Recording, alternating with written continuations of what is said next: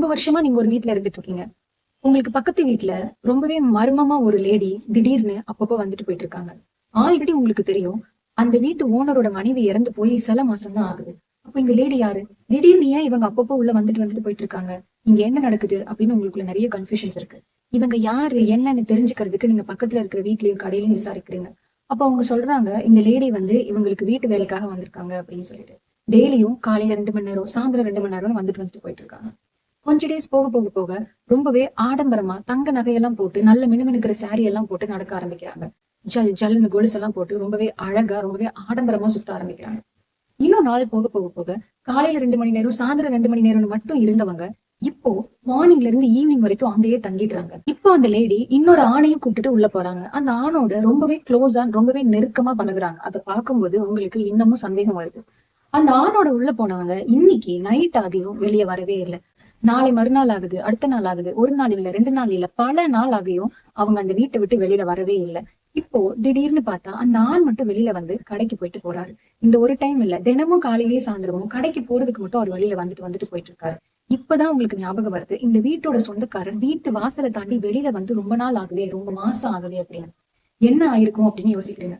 உங்க மண்டை குழப்பத்துல வெடிக்க இப்ப என்ன ஆச்சுன்னு தெரிஞ்சுக்கிட்டே ஆகணும் அப்படின்னு மெதுவா நடந்து அந்த வீட்டை நோக்கி போறீங்க. மெதுவா கதவை தட்டி வீட்டு ஓனரோட பேரை சொல்லி நான் அவரை பார்க்கணும் அப்படின்னு சொல்றீங்க. அந்த லேடி தான் வந்து கதவை திறக்கிறாங்க. இல்ல, அவருக்கு யாரையும் பாக்குறதுல இஷ்டம் இல்ல, இங்க நிக்காதீங்க அப்படின்னு சொல்றாங்க. உங்களுக்கு இன்னுமே குழப்பமாகுது. சரி, நான் பாத்துட்டு போறேன் அப்படின்னு சொல்றீங்க. அப்போ அவங்க ஒரு ஜன்னலை மட்டும் திறந்து உங்களுக்கு வீட்டுக்குள்ள காட்டுறாங்க. அவரு ஒரு சேர்ல சட்டை எதுவும் போடாம அமைதியா உட்கார்ந்துருக்காரு. அவர் முகத்தை பார்க்கும்போது அவரோட கண்ணுல 1000 வலி தெரியுது.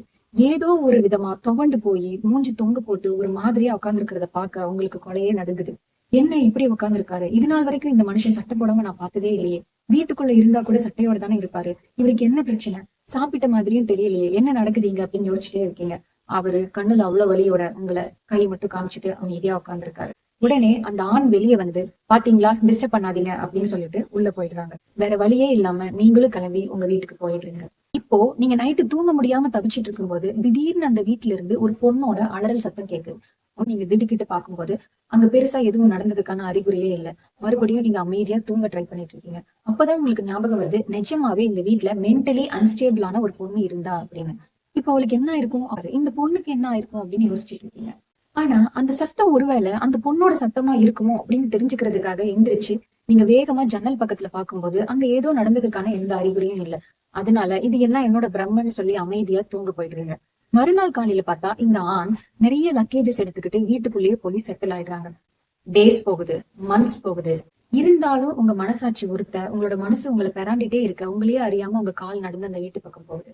அந்த வீட்டுக்கு பின்னாடி இருந்து நீங்க எட்டி பார்க்கும்போது ஒரு ரூம்ல அந்த லேடியும் அந்த ஆணும் சிகரெட்டு சரக்குன்னு எல்லாத்தையும் அடிச்சுட்டு ரொம்பவே ஜாலியா உட்காந்து பேசிட்டு இருக்காங்க. ரொம்ப ஆடம்பரமான வாழ்க்கையை அந்த வீட்டுல அவங்க வாழ்ந்துட்டு இருக்காங்கிறத நீங்க புரிஞ்சுக்கிட்டீங்க.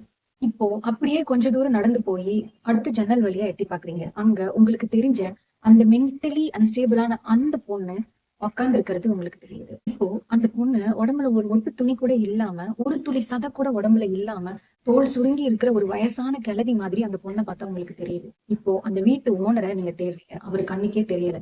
ஏதோ ஒரு மூலையில ஒரு உருவம் தெரியுது. நீங்க அந்த ஓரத்துல பார்க்கும்போது இதே மாதிரி எந்த ட்ரெஸ்ஸுமே இல்லாம வெறும் எலும்பா இருக்கிற ஒரு தேகத்தோட ஒரு வயசான மனுஷர் படுத்திருக்கிறது தெரியுது. அதுதான் இந்த வீட்டு ஓனர். ஆனா அந்த ஓரமா படுத்து கிடக்குற அந்த வீட்டு ஓனர் மேல ஈக்கள் எல்லாமே முச்சிட்டு இருக்கிறத நீங்க இப்பதான் நோட்டீஸ் பண்றீங்க. இப்போ இவரு உயிரோட இருக்காரா அப்படின்னே உங்களுக்கு ஒரு சந்தேகம் வருது. இப்போ ஐயோ, அப்போ அந்த பொண்ணு உயிரோட தான் இருக்குதா அப்படின்னு உங்களுக்கு ஒரு டவுட் வருது. அந்த பொண்ணை திரும்பி பார்க்கும்போது அந்த பொண்ணு கை கால்ல ஏதோ லேசா அசைவு தெரியுது. அந்த சின்ன அசைவு கூட இவர்கிட்ட தெரியல. ஏதோ ஆயிடுச்சு அப்படின்னு நீங்க யோசிச்சுட்டு இருக்கீங்க. அங்க அந்த 2 பேரும் ஜாலியா இருக்க, இங்க இந்த 2 பேரும் இந்த நிலைமையில இருக்க, என்னதான் காரணம்னு உங்க மண்டைக்குள்ள 1000 கன்ஃபியூஷன்ஸ் இருக்கும்போது இந்த இடத்துல நிக்கிற நீங்க இப்ப என்ன பண்ணீங்க? இது ஒரு ரியல் ஸ்டோரி. உத்தரப்பிரதேஷ்ல ஓம் பிரகாஷ் சிங் ரத்தோர் அப்படின்றவரு 70 வயசாகிற இந்த எக்ஸ் ரயில்வே வாக்கர் தன்னோட மனைவி 2016ல இறந்து போனதுக்கு அப்புறம் தன்னோட ஒரே 27 வயசு மென்டலி அன்ஸ்டேபிளான பொண்ணை பாத்துக்கிறதுக்காக ஒரு கேர்டேக்கரை உள்ள கொண்டு வராரு. அந்த கேர்டேக்கர் ஒரு லேடி. கொஞ்ச டேஸ் போக போக இந்த லேடி இன்னொரு ஆணையும் உள்ள கூப்பிட்டு வராங்க. அந்த ஆண் இந்த லேடியோட ஹஸ்பண்ட். இவங்க 2 பேரும் சொந்த வீடு மாதிரி வீட்டை ஃபுல் கண்ட்ரோல்ல எடுத்துக்கிட்டு வீட்டுல இருக்கிற காசு நகை எல்லாத்தையும் யூஸ் பண்ண ஆரம்பிக்கிறாங்க. இந்த 2 பேரை ஒரு தனி டார்க் ரூம்ல அடைச்சு வச்சு ட்ரெஸ் சாப்பாடு எதுவுமே இல்லாம அபியூஸ் பண்ண ஸ்டார்ட் பண்றாங்க. இந்த மாதிரி வருஷங்கள் போக போக ஒரு ரிலேட்டிவ் கால் பண்ணி பேசணும்னு சொல்லும் போதும் அவருக்கு உங்களை பார்க்க இஷ்டம் இல்லைன்னு சொல்லி சிம்பிளா காலை கட் பண்ணிடுறாங்க. வீட்டு வாசலுக்கு யாராவது வந்தாலும் இல்ல அவர் பார்க்க மாட்டார் யாரையும் அப்படின்னு சொல்லி அனுப்பிடுறாங்க.